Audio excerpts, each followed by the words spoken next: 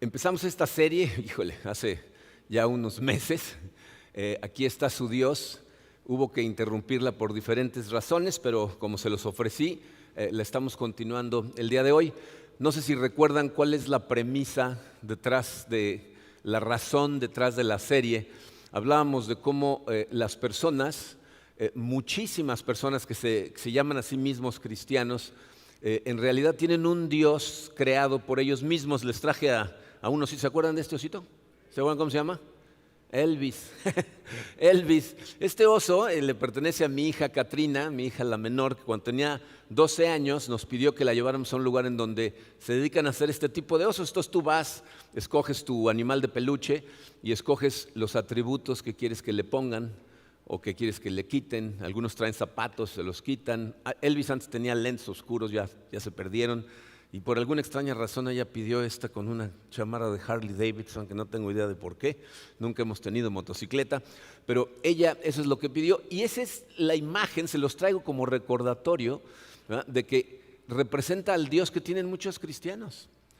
Porque le han puesto los atributos que les gustan de Dios, le quitan los que no le gustan, ¿no? Y ahí tienen ese Dios. Y el problema es que cuando nos encontramos en la Biblia con atributos que no nos gustan o que no nos parecen congruentes, o cuando enfrentamos circunstancias que involucran esos atributos, entonces la gente se enoja con Dios, mucha gente se aleja de Dios, mucha gente incluso pierde su fe. Ese es el caso de este atributo que vamos a estudiar el día de hoy. Vamos a estudiar los celos de Dios, el hecho de que Dios es un Dios celoso. Es uno de los atributos más difíciles de aceptar para nosotros como seres humanos. Es un reto enseñarlo. De hecho, en esta semana que estuve estudiando el concepto, me di cuenta que muchos de los libros que están escritos acerca de los atributos de Dios no describen este atributo. Y los pocos comentaristas que lo mencionan en un parrafito en donde dicen, y Dios es celoso, punto, ¿no? Entonces, obviamente, pues esto es algo muy confuso para nosotros, pero es algo con lo que tenemos que lidiar. Si la Biblia nos describe a Dios como un Dios celoso, tenemos que entender a qué se refiere con eso, ¿okay? Y quiero que vean el lugar en donde nos lo dice la primera vez. Si ustedes recuerdan la historia del pueblo de Israel, Dios llama a Abraham, Abraham tiene a Isaac, Isaac tiene a Jacob, Jacob tiene a 12 hijos, uno de ellos es José, que termina llevándose a todos a Egipto. En Egipto pasan esclavizados muchos años. Después de 400 años de estar en Egipto, Dios los libera con Moisés, y justo saliendo, ¿verdad?, la gente lleva ahí 400 años en Egipto en un lugar en donde tenían montones de dioses, y justo saliendo les da los 10 mandamientos. Les voy a leer los 2 primeros mandamientos. Están en Éxodo capítulo 20, versículos 1 al 5. Dice: Dios habló y dio a conocer todos estos mandamientos. Yo soy el Señor tu Dios. Yo te saqué de Egipto, del país donde eras esclavo. No tengas otros dioses además de mí. Ese es el primer mandamiento. El segundo dice así: no te hagas ningún ídolo, ni nada que guarde semejanza con lo que hay arriba en el cielo, ni con lo que hay abajo en la tierra, ni con lo que hay en las aguas debajo de la tierra. No te inclines delante de ellos ni los adores. Yo, el Señor tu Dios, soy un Dios celoso. Ahí está claramente dicho. Yo soy un Dios celoso. Antes de estudiarlo, vamos a ponernos en sus manos. Padre, te damos gracias, Señor, como lo hacemos siempre, Padre. Te damos gracias por tu amor, gracias por tu paciencia, gracias por tu misericordia. Y queremos pedirte de tu ayuda, Señor, porque siempre que estudiamos tu palabra necesitamos de tu ayuda, pero especialmente cuando estudiamos tratando de conocerte a ti necesitamos ayuda. Eres mucho más grande de lo que podemos comprender, y hay cosas que a veces nos cuestan mucho trabajo asimilar. Así es de que abre nuestro entendimiento el día de hoy, Señor. Guía tú mis palabras, y te pedimos esto, Señor, en el poderoso nombre de tu Hijo Jesucristo. Amén. Miren, la ilustración del osito de peluche es muy pertinente, porque fíjense que hicieron un estudio en Estados Unidos para analizar lo que la mayor parte de los creyentes, los que se llaman a sí mismos cristianos, creen. Y un sociólogo cristiano se dio cuenta que más del 70% de la gente no profesa realmente el cristianismo. Lo que profesan es algo que él acuñó, una frase medio extraña, pero se las voy a explicar. Dice, practican deísmo moralista terapéutico. ¿Qué quiere decir eso? Dice, un deísta es una persona que simplemente cree que un Dios existe. No dice, no, pues sí, definitivamente debe de haber un Dios, pero quién sabe quién sea ese Dios y cómo sea. ¿Okay? Entonces, eso es deísmo.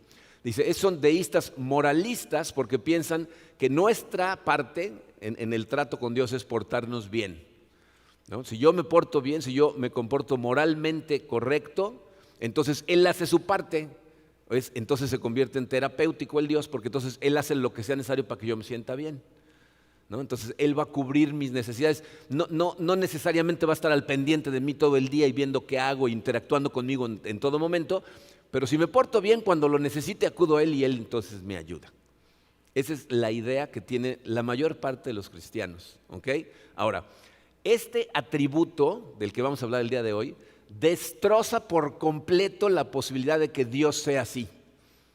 Es tan importante estudiar los celos de Dios porque eso es lo que destruye la posibilidad de que tengas a un Dios de peluche, como Elvis, ¿ok? Entonces, vamos a analizar el día de hoy, fíjense, vamos a dividir nuestro tiempo en 3 partes. Vamos a estudiar qué es eso de los celos de Dios, qué significa.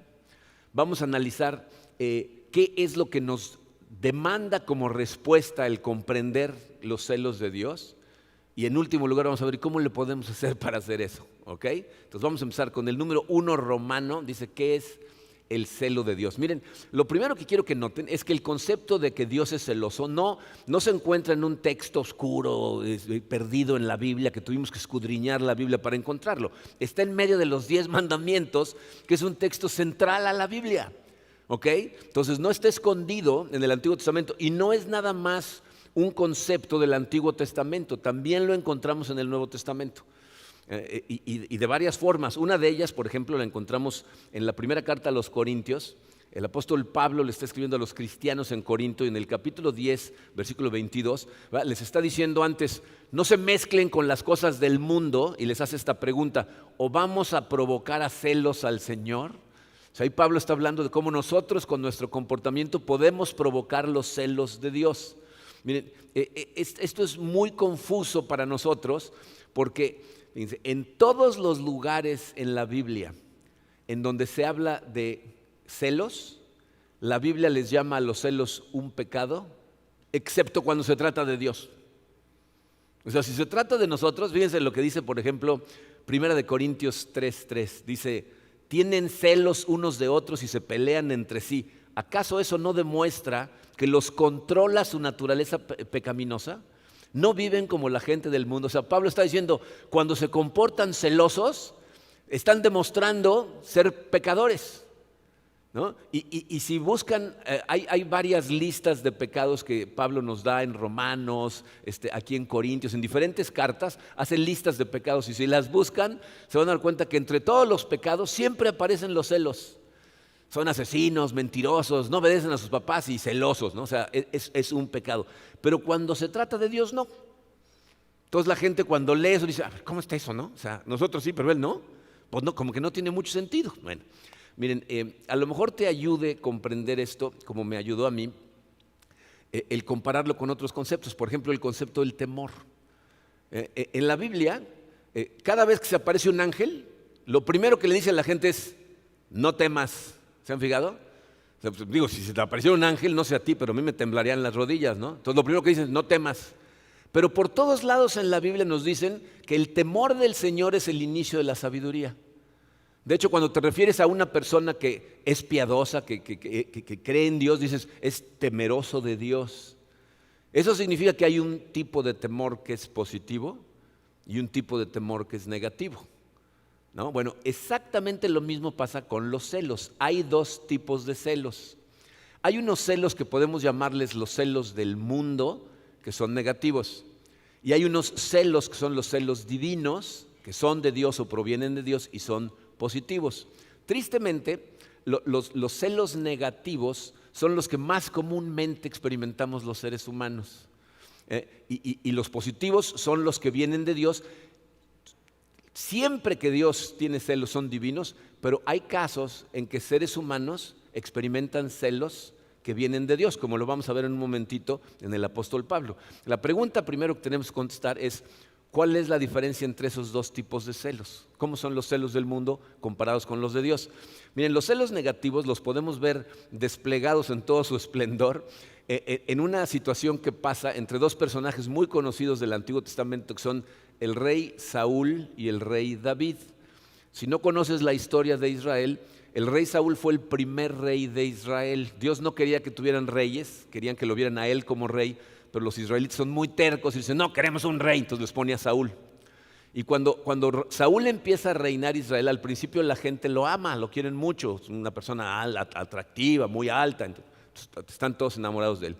Pero de pronto aparece David en la escena y al principio, si leen esta historia, se van a dar cuenta que Saúl ama a David, lo aprecia, le dice a su papá, déjamelo aquí a servirme, no quiero que se vaya, ¿no? Lo ama. El problema es que David, ¿verdad?, es un muchacho que primero pues, es el campeón que mata a Goliat, ¿no? Se convierte en un general efectivísimo de los ejércitos de Israel, ¿no? Y para acabarla de amolar, de que es también atractivo, pero aparte es poeta, toca instrumentos y canta, o sea, tiene todos los atributos positivos que se puedan imaginar, y entonces la gente poco a poco empieza a admirar más a David.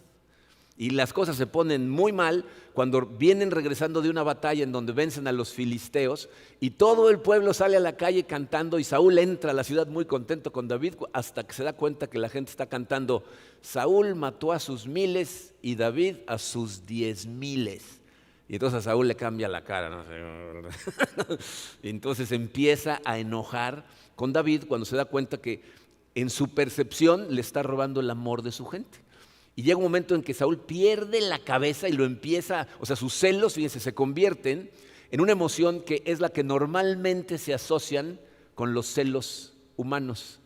Se empieza a llenar de envidia, ¿no? Se empieza a enojar porque le empieza a dar envidia que la gente ahora prefiere a David. Y entonces se enoja con la gente porque prefieren a David, pero con el que más se enoja es con David y lo empieza a perseguir y lo empieza a tratar de matar. ¿Por qué? Porque los celos humanos son básicamente egoístas, son acerca de ti, no de la otra persona. Entonces fíjense lo que sucede, les puse en su programa esto. Los celos del mundo son un amor envidioso, egoísta, que se convierte en odio. ¿No? Es lo que antes era un amor, empieza como dolor por la pérdida del amor, pero se empieza a convertir en un enojo totalmente destructivo, porque lo que hace es afecta tu ego, ¿no? Tu orgullo queda herido y entonces ese amor es reemplazado por odio y en muchos casos ataca, ¿no? Ataca lo que antes era el objeto de su amor. Ahora, por otro lado tenemos los celos positivos. Y miren, para entender estos, vamos a leer este versículo que es central a entender los celos divinos, ¿ok? Está en 2 Corintios 11, versículo 2. Les dice Pablo a los corintios, el celo que siento por ustedes proviene de Dios, pues los tengo prometidos a un solo esposo que es Cristo para presentárselos como una virgen pura. Entonces noten para empezar la diferencia, los celos divinos no son celos de alguien, son celos por alguien. Aquí Pablo no está diciendo tengo celos de estas personas, dice no, tengo celos por ustedes. Porque los tengo prometidos a Dios, porque ustedes iban en el camino en el que iban a ser entregados como una virgen pura a Dios y en este momento les están entrando ideas en la cabeza que están desviando su comportamiento y están comprando esas falsas ideas como si nada. Entonces tiene un enojo, un dolor, porque alguien está tomando decisiones equivocadas que les van a causar daño. Pero no malentiendan, aquí fíjense, Pablo los está confrontando y está enojado. Pero hay una gran diferencia en su enojo, ¿no? Les dice, ¿qué hacen? ¿Cómo se les ocurre cambiar de dirección? Esto no está bien para ustedes. Pero ¿saben por qué es celo divino? Porque su amor se mantiene amor. Dice en su programa, los celos de Dios son un amor enojado que se mantiene siendo amor. O sea, aunque le enoja lo que está pasando, el amor que siente por el objeto de su amor sigue siendo amor. Está preocupado por las personas a las que ama porque están tomando un camino equivocado y sabe que van de camino a un tiradero y por amor quiere que regresen al camino correcto. Entonces no es acerca de Pablo, no es acerca de su ego o su orgullo herido, es acerca de la pérdida de una relación que va a causar problemas. Entonces, fíjense, para decirlo de forma reducida, el celo divino es un amor luchando para evitar que se extinga el amor. Los celos del mundo es un amor que se está extinguiendo o que ya se extinguió, ya desapareció. ¿Ok? Entonces, uno deja de ser amor, el otro siempre se mantiene amando. Y miren, quiero que noten también una cosa que es muy importante. En la época en la que estas cosas se escribieron para la gente de Israel, tienes que darte cuenta de que el concepto del que está hablando es algo excepcional, es algo totalmente novedoso. Porque en esa época todas las culturas eran politeístas, es decir, todas las culturas tenían un montón de dioses. El pueblo de Israel acaba de salir de Egipto en donde tenían cientos de dioses, ¿ok? Y entonces ellos, ¿verdad?, tenían dioses para todo tipo de cosas. Y aunque lidiaban más con unos dioses que con otros, dependiendo de cuál era su actividad, ¿no? Porque había dioses de la lluvia, dioses de la guerra, dioses del amor, dioses de la vida, dioses de la muerte. Entonces, dependiendo de la situación, ibas a un dios o ibas a otro, pero tratabas de tener contentos a todos y los dioses estaban bien con eso. Les daba igual, o sea, mientras les dieras a ellos también sus ofrendas, podías estarle haciendo ofrendas a otros dioses. Y de pronto se aparece Yahweh y dice, de ninguna manera. ¿Quieres tener relación conmigo? Nada más conmigo. No puedes rendirle culto a ningún otro Dios. Tiene que ser una relación exclusiva. Entonces lo que les está diciendo cuando les dice soy un Dios celoso, les está diciendo a mí no me vas a tratar como tratas a tus demás diosesitos, esos que te hiciste de madera. Yo quiero un compromiso exclusivo, quiero estar al centro de tu vida y quiero tener una relación profunda de amor contigo. Y eso en la época era una novedad, un Dios exclusivo. Pero si lo piensan, sigue siendo una locura en nuestros días. Porque de eso estamos hablando en esta serie. Eso es lo que la mayor parte de la gente está haciendo cuando crean su Dios, ese deísmo moralista, terapéutico, ¿verdad? Crean a su Dios como Elvis. Lo que están diciendo es, yo quiero un Dios que cumpla mis deseos, pero que no exija demasiado. Que me deje tener mi relación con mis otros ídolos sin mucho problema, pero si yo lo necesito, entonces que me dé lo que yo quiero. C.S. Lewis, un excelente autor cristiano que hemos mencionado muchas veces, dice una frase muy simpática, dice, los cristianos hoy en día no quieren un Dios padre, quieren un Dios abuelo. ¿No? O sea, los papás, ¿qué hacen? Ponen reglas, hacen que los niños obedezcan, están preocupados por su carácter. Los abuelos todo lo que quieren es caerle bien a los nietos, ¿no? Se los das y los echan a perder, les dan helado para desayunar, ¿no? O sea, hacen lo que sea necesario para que el niño esté contento. Y entonces la gente dice, yo no quiero un Dios padre, quiero un Dios abuelo. Entonces no queremos un Dios padre y mucho menos un Dios esposo, como nos lo pinta Pablo. E incluso hay personas que van más allá y ni siquiera quieren un Dios abuelo, quieren al genio de la lámpara, ¿no? Que cuando ellos froten la lámpara les conceda deseos. Pero aquí la Biblia nos dice, no, Dios es un Dios celoso y demanda una relación especial contigo. Y esta es la segunda parte del mensaje. ¿Qué espera exactamente Dios de nosotros? ¿No? Porque evidentemente el hecho de que Dios sea celoso significa que quiere una relación contigo, pero es una relación especial, es una relación diferente. Y miren, la relación más cercana que tenemos los seres humanos, que nos puede ayudar a entender qué es lo que Dios quiere de nosotros, la más cercana aquí en la tierra es el matrimonio. Es la que más se parece a la relación que Él demanda de nosotros. Por eso la Biblia usa tanto el matrimonio como una analogía de cómo funciona nuestra relación con Él, porque se parece muchísimo. Entonces, Él espera que tengamos una relación con Él marcada por 3 factores. Antes de entrar a esos factores, miren, es de verdad muy importante que sean conscientes que es precisamente al inicio de los 10 mandamientos que Dios nos dice que es un Dios celoso, que desea una relación especial, porque eso significa que los 10 mandamientos no son solamente una lista de reglas, sino es la forma a través de la cual tú te puedes relacionar con Él. Es como un manual de cómo relacionarte bien con Dios. Y si entendieras los 10 mandamientos de esa manera, ¿verdad?, como el medio para la relación, entonces verías a los 10 mandamientos de una manera totalmente diferente.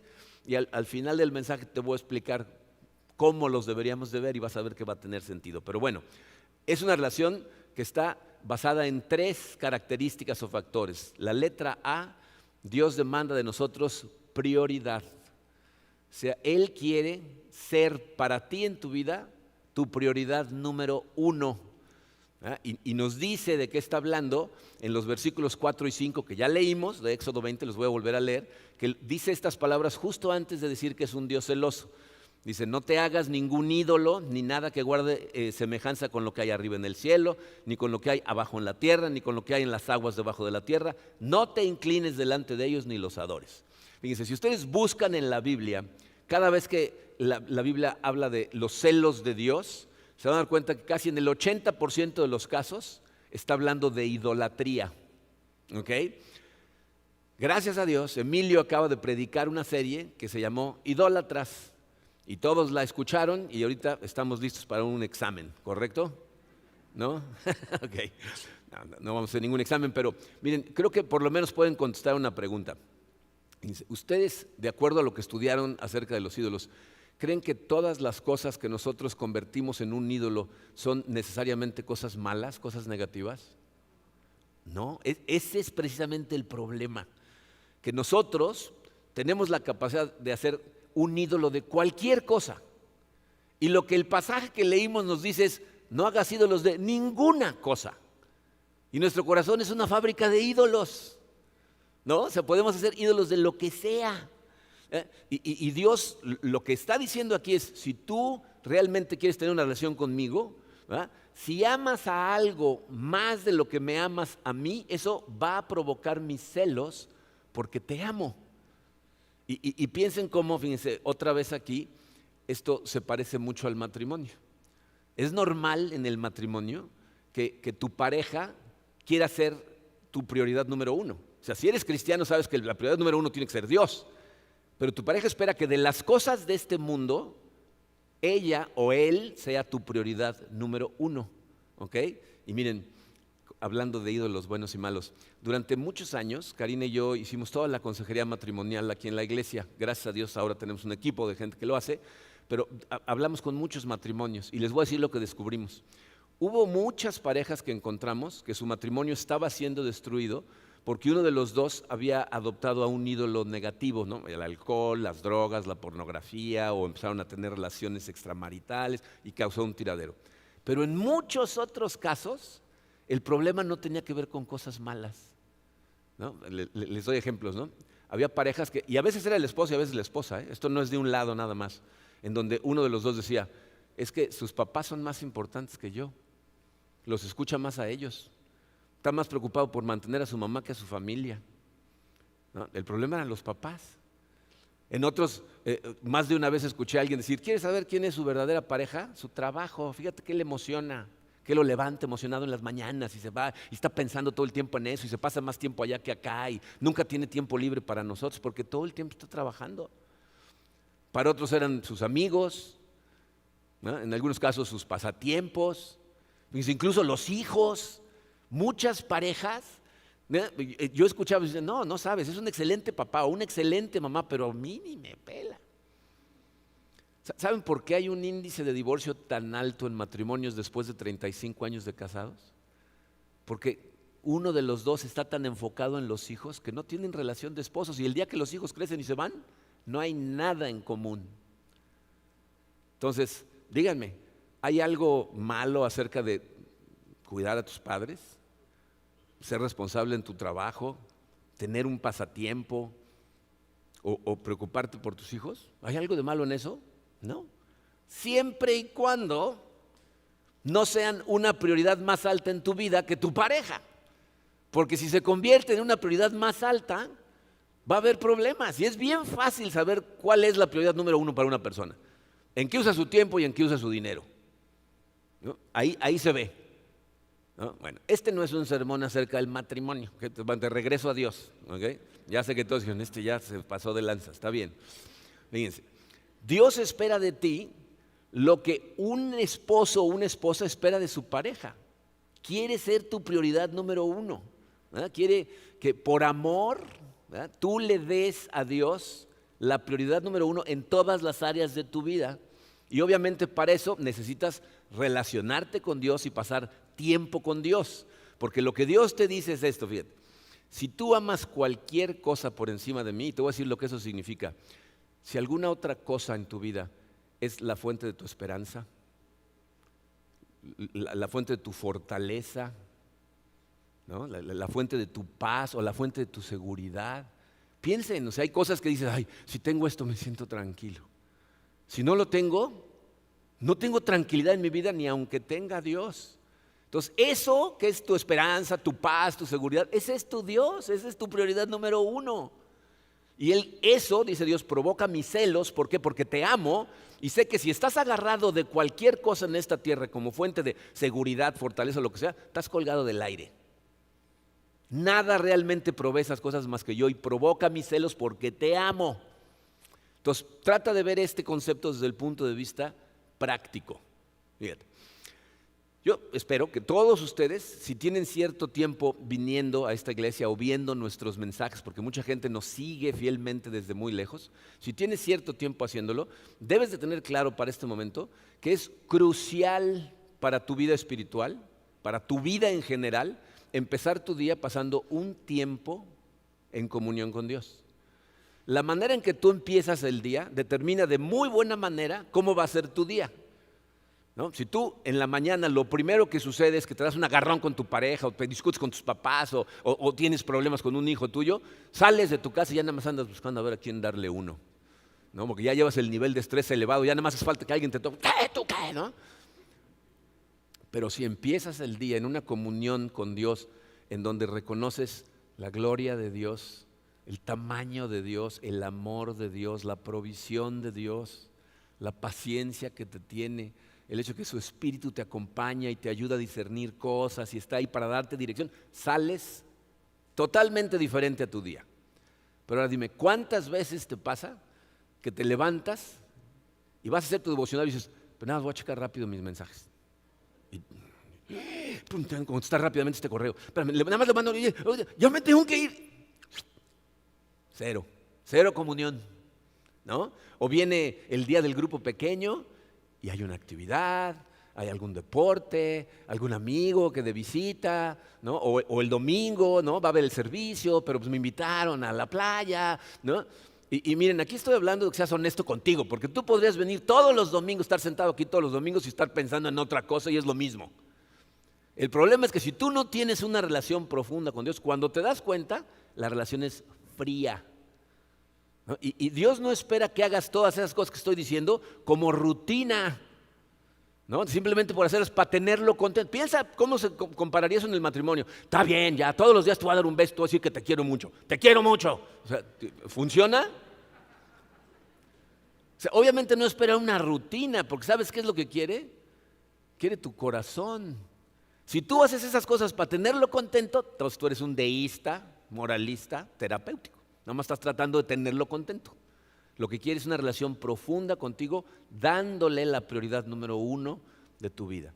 Entonces, para empezar, espera que le des prioridad. En segundo, letra B, fidelidad. Fidelidad, puedes llamarle lealtad. Y miren, una manera de entender lo que esto significa en términos generales, porque normalmente la gente cuando piensa en fidelidad, lo único que piensa, por ejemplo, en el matrimonio es no engañar al otro, ¿no? Pero piensen en, a lo mejor han visto películas o han leído libros si les gusta leer de historia, de cuando los reyes de antaño de repente anexaban un área nueva a su reino, o había áreas que a veces les decían, queremos ser parte de tu reino. Entonces lo que hacían era, tienes que jurarle fidelidad al rey. ¿Qué significaba eso? ¿Saben qué significa? Obediencia.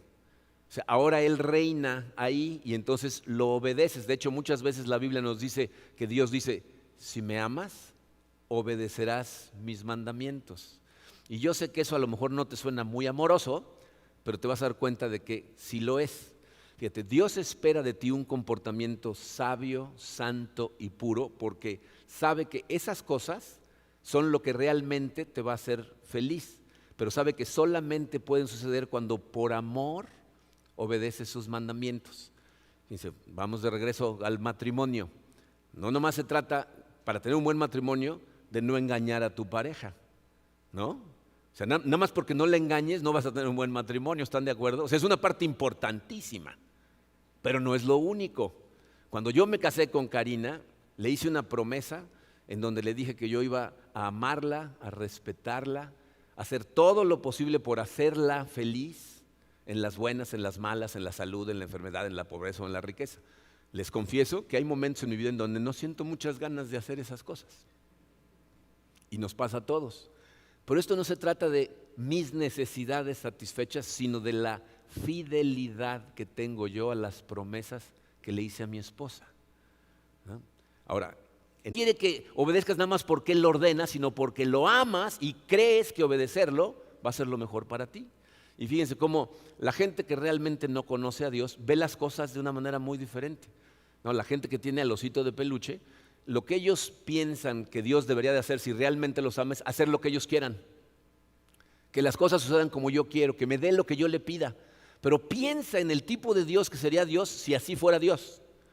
¿No? Si Dios dijera, voy a cumplir el deseo que tengas, dime ahorita qué quieres y te lo voy a dar. Algunos piensan, sí, ¿no? Pero piensa en esto, ¿te gustaría que le hiciera esa oferta a Dios a un niño de 5 años? ¿Sería sano para ese niño? Ese niño no duraría vivo un día, se muere de indigestión, ¿no? ¿Qué tal a un niño de 15 años? ¿Se imaginan? Lo que quisiera. Ese niño no dura un mes. Son un poco más inteligentes los niños de 15 años. ¿Qué tal a un niño de 25 años? Y aquí ya hay varios diciendo, espérate, ¿qué pasó? ¿No? Yo tengo 25 años, ¿qué estás tratando de decir? ¿No? Fíjense lo que estoy tratando de decir. Si tú tienes 25 años, estás en esta sala, créeme, tu persona a los 50 años va a pensar de ti a los 25, igual que ahorita tú a los 25 piensas de cuando tenías 15 años. Vas a pensar, pero qué tarado era, no es posible. Toda la vida. Si Dios cumpliera todas las cosas que tú quisieras, ese no sería un Dios amoroso. Su amor celoso lo que quiere es lo mejor para ti, porque es un padre perfecto, un esposo perfecto. Entonces lo que su amor celoso quiere hacer es convertirte en una persona verdaderamente feliz, llena de gozo, pero eso solamente puede provenir de seguir sus mandamientos por amor, porque eso produce santidad, y la santidad, lo creas o no, lo que produce es una paz en tu corazón. No saben la cantidad de personas que conozco de nuestra iglesia que toman decisiones sabiendo que son en contra de lo que Dios quiere para sus vidas y tienen una miseria total en su vida en este momento. Dice, C.S. Lewis decía una cosa muy interesante. Decía, en este universo hay 3 opciones: ser Dios, ser como Dios o ser miserable. Esas son las 3 opciones. O eres Dios, y ninguno aquí es Dios. Lo único que podemos es tratar de ser como Dios, o resignarnos a una vida de miseria por desobedecerle. Él sabe lo que es mejor para ti. Y muchas veces lo que tú piensas que te va a llevar a la felicidad, no lo es. ¿Okay? Entonces persigue celosamente tu obediencia porque te ama. ¿Okay? Entonces, tenemos un Dios que espera prioridad, fidelidad, pero falta una característica sin la cual las otras 2 son prácticamente imposibles. Espera intimidad. Quiere una relación íntima, profunda y real contigo. Miren, vamos a releer la primera parte del versículo 2 y quiero que pongas atención al lenguaje que utiliza Dios para describirse. Dice, yo soy el Señor tu Dios. ¿Entienden lo que está diciendo? Soy tuyo. Ese es un lenguaje de pacto, ¿no? Dios hizo un pacto con nosotros una y otra vez en la Biblia. Dice, ustedes serán mi pueblo y yo seré su Dios. En los pactos las personas se entregan una a la otra y se pertenecen mutuamente. El matrimonio, dice, la ceremonia matrimonial es una ceremonia de pacto, en donde lo que estás diciendo cuando prometes esas cosas es, de hoy en adelante soy tuyo, tú eres mía, no estoy a tu disposición, estoy a tu servicio de hoy en adelante. Entonces me parece a mí hermoso que en medio de la declaración de que es un Dios celoso, primero nos habla de intimidad. Soy tuyo, soy totalmente tuyo. Miren, piensen en la tensión que existe entre los dos extremos de nuestra religión. Nuestra religión tiene dos extremos. Por un lado tenemos el legalismo y por el otro lado tenemos el liberalismo, ¿no? Entonces, la iglesia se mueve en un péndulo entre las dos y hay iglesias que son muy legalistas y lo que te dicen es, ay de aquel individuo que no cumpla todas las reglas. Y la iglesia se convierte en la policía moral y nada más andan viendo a ver quién peca y entonces todo el mundo está preocupado pretendiendo que nunca peca, ¿no? Porque si peco entonces estoy mal. Pero sacan a Dios de la ecuación. No tengo que tener relación con Él, nada más tengo que cumplir las reglas y entonces todo está bien. Eso es el legalismo. En el otro extremo tenemos el liberalismo, ¿no? En donde la gente dice, tú puedes vivir como tú quieras, todo te está permitido. Jesucristo ya murió para pagar por tus pecados. Entonces, haz lo que tú quieras, vive como tú quieras. Díganme, ¿cuál de los dos está bien? Ninguno, ¿no? Ninguno de los dos está bien. ¿Por qué? Porque lo que Dios espera de nosotros es que vivamos diferente, ¿no? Desde que Dios creó al pueblo de Israel, quería que fuera un pueblo que la gente lo viera y dijera, esta gente es diferente, pero no a regañadientas. No que, ok, ya voy a ser bueno, está bien, ¿no? O sea, no se trata de eso, se trata, fíjense, lo que cambia verdaderamente a una persona, ¿saben qué es? Una relación de intimidad real. Eso es transformante. Si tú alguna vez has estado enamorado, entiendes esto perfectamente. Porque la otra persona no te tiene que decir cómo quiere que te comportes. Tú quieres saber cómo quiere que te comportes. Quieres entender qué le agrada, qué le desagrada, cómo te gana su corazón. Estás al pendiente de sus sueños, de sus deseos, porque lo que quieres es ganarte su corazón. Entonces la otra persona no tiene que hacer una lista, ¿no? de todos los comportamientos. Tú quieres hacerlos. Dice, la esencia del amor es tus deseos son mis órdenes. Esa es la esencia del amor. Yo quiero hacer lo que tú quieres de mí y tú sabes que estás enamorado de alguien cuando así te sientes acerca de esa persona. Y vas a saber que tienes una relación de intimidad con Dios cuando así te sientas en tu relación con Él. Porque tu carácter se va a moldar a la voluntad de Dios. Y entonces fíjense cómo deberíamos de ver a los 10 mandamientos. 10 mandamientos de forma romántica. Es una carta de amor de Dios diciéndote, esto es lo que va a hacer que nuestra relación sea maravillosa. Entonces, en lugar de verlos como reglas que yo tengo que seguir, son consejos de Dios de cómo vivir una relación profunda y satisfactoria con Él. ¿Ok? Entonces, tenemos a un Dios celoso que espera prioridad, fidelidad e intimidad. Y la pregunta de los 64,000 es el punto número 3. ¿Cómo podemos cumplir ese llamado? O sea, tendremos la capacidad de cumplir ese llamado, porque si lo piensan, la barra está altísima, ¿eh? O sea, el estándar, o sea, Dios lo que está esperando es que nosotros seamos fieles a Él, porque, fíjate, piensa en esto, cada vez que tú pecas, lo que estás cometiendo es adulterio espiritual. Piensa en eso. El resultado de un adulterio es una de las cosas más dolorosas que los seres humanos experimentamos. En el Antiguo Testamento el adulterio se penaba con la muerte. Y cada vez que tú desobedeces, estás cometiendo adulterio espiritual. ¿Será posible dejar de cometerlo? Dice, Josué, líder de Israel después de Moisés, le dijo estas palabras al pueblo en donde lo que le está diciendo es, no van a poder, fíjense. Josué 24:19 dice, ustedes son incapaces de servir al Señor. ¿Por qué? Porque Él es Dios santo y Dios celoso. No les tolerará sus rebeliones y sus pecados. Entonces Josué por un lado les está diciendo, unos versículos antes, sirvan al Señor, sigan al Señor, yo voy a seguir al Señor, ustedes también síganlo, pero ¿saben qué? No van a poder. ¿Por qué? Porque es un Dios celoso. Entonces, si nosotros somos seres pecaminosos, ¿cómo vamos a poder cumplir con eso? ¿Saben en dónde está la respuesta a eso? En el Nuevo Testamento. Piensen en esto. Si nosotros nada más tuviéramos el Antiguo Testamento, esa oferta de Dios de que es nuestro, sería simplemente metafórica, como la usamos nosotros, ¿no? Cuando tú le dices a otra persona, estoy para servirte, ¿qué cara pondrías? Te dice, ¿en serio? Lava mi coche, ¿no? Espérate, no exageres, ¿no? O sea, nada más lo dije, ¿no? Entonces, si nada más tuviéramos el Antiguo Testamento, la oferta de Dios de ser nuestro sería metafórica, pero tenemos el Nuevo Testamento. en donde en el Nuevo Testamento su entrega a nosotros es literal, ya no es metafórica. Fíjate, el contraste más importante entre los celos del mundo y los celos de Dios lo vemos en la cruz, porque el hombre natural provocado a celos es capaz de matar al objeto que antes amaba y que ahora odia. Y tenemos casos en nuestra sociedad de gente que ha matado a sus ex. Pero el celo de Dios, provocado al extremo por nuestros pecados, no causó que nos quisiera matar, causó que quisiera venir a morir por nosotros. Entonces, ¿entiendes lo que eso significa? Fíjate, está resolviendo nuestro problema de relación con Él. O sea, si tú te preguntas, ¿cómo es posible que a pesar de la cantidad de adulterios espirituales que yo cometa, siga de mi parte y siga tratando de ganarme de regreso cuando yo lo rechacé a la hora de pecar? ¿Sabes cuál es la respuesta a eso? Porque Él estuvo dispuesto a venir a morir en la cruz y recibir el rechazo de Dios por ti.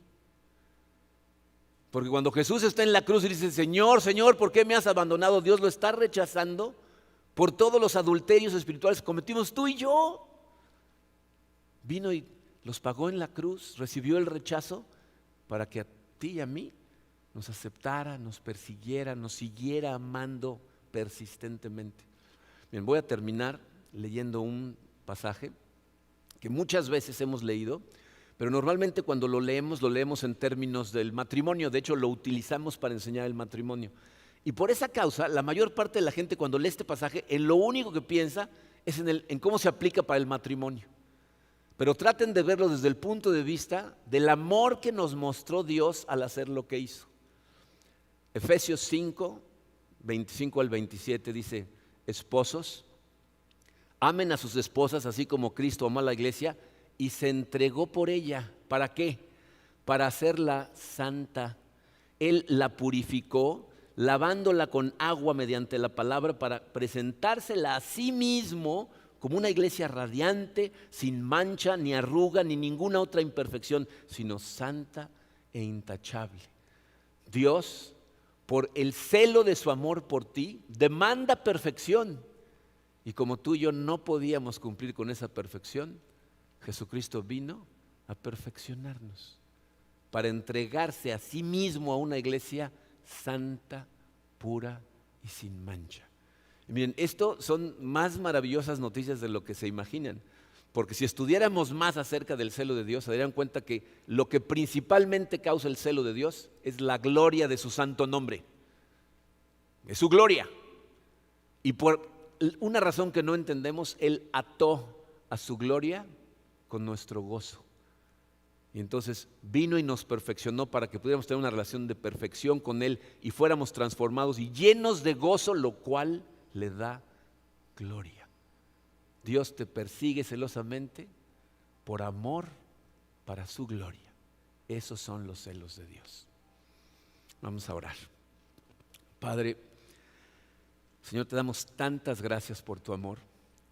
Te damos tantas gracias, Señor, por tu paciencia, por tu misericordia, pero especialmente, Padre, por lo que estuviste dispuesto a hacer por nosotros por amor. Sabemos, Señor, que no somos dignos de ti, sabemos que somos pecadores, que aunque hacemos un esfuerzo por caminar de forma más recta, nos tropezamos y rompemos tu corazón. Y te damos gracias, Señor, porque entendemos ahora que tú estuviste dispuesto a venir a entregarte a la cruz para ya no ver todas esas imperfecciones en nosotros, que ya no podamos quebrantar tu corazón con nuestras acciones, sino ser transformados por el amor que sientes por nosotros para poder vivir una vida de satisfacción, pero de perfección en la relación contigo. Gracias, Padre. Te agradecemos de todo corazón por tu Hijo Jesucristo y te lo agradecemos en su nombre. Amén.